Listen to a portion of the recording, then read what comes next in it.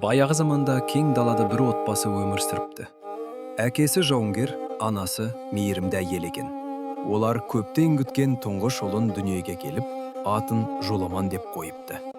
Ұлдарына бар махаббатын арнап, оны еркелетіп өсіріп, жақсы тәрбие беріпті. Әкесі ат үстінде соғыс өнерін үйретсе, анасы ән айтып, ертегі айтып, жүрегіне мейірімді артқан екен. Жоламан бозбала шағына келгенде, бір күні ауылға күтпеген жерден жау шапқан. Қанды шайқас басталып, Жоламан сол соғыста ерлікпен шайқасып жүріп, жау қолына тірідей тұтқынға түсіпті.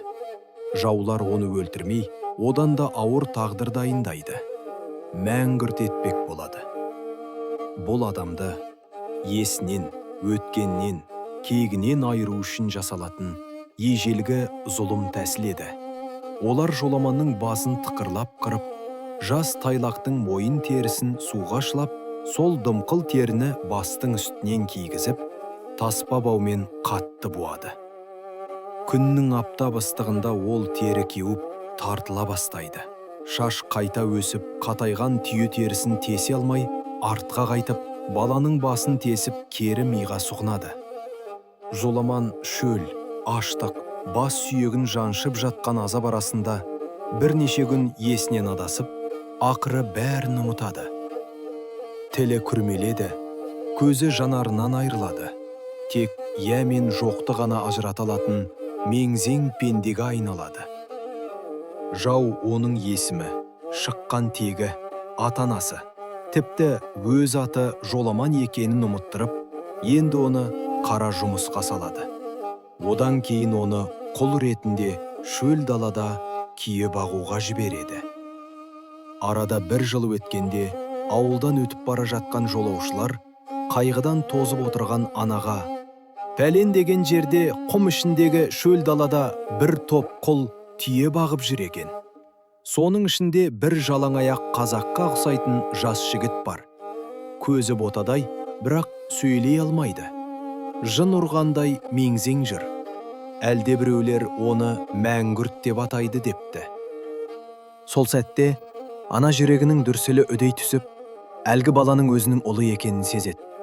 Буынып түйініп ұзақ сапарға аттанып, шөлді, құмды, түнекті, ыстық пен суықты жеңіп, сол құлдар бағып жүрген даланы табады.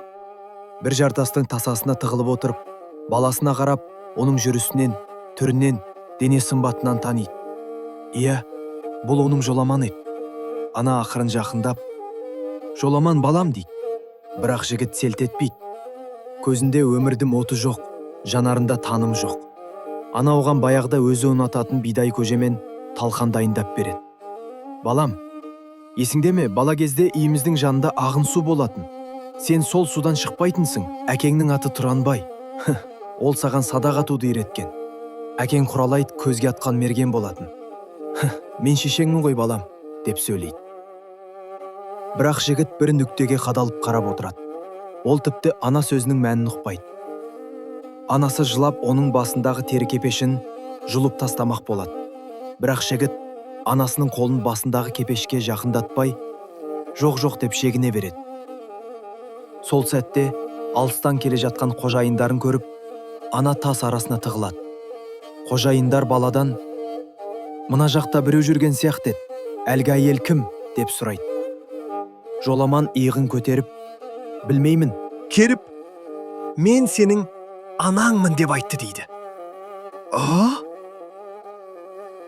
Қожайындары таңырқап, «Ей, егер ол әйел саған тағы келсе, таз кепешіңді жұлып кетуі мүмкін.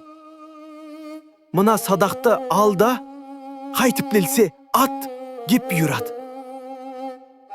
Құлдың қолына садақ беріп, қақ төбесіне қалпақ лақтырып, ат дейді. Жоламан қалпақты көзлеспес жылдамдықпен атып түсіреді. Кешке қарай ана қайтадан тас арасынан шығып, ұлына жақындап, «Балам, мен келдім» дейді. Жоламан садағын көтеріп, көзіне көзін қадап тұрып, ештеңе деместен әйелді атады. Анасы құлап бара жатып, «Құлыным» деп сыбырлайды. Жауынгер ананың денесі құм арасында қалып, жоламан болса, қайтадан мең-зең күйіне түседі.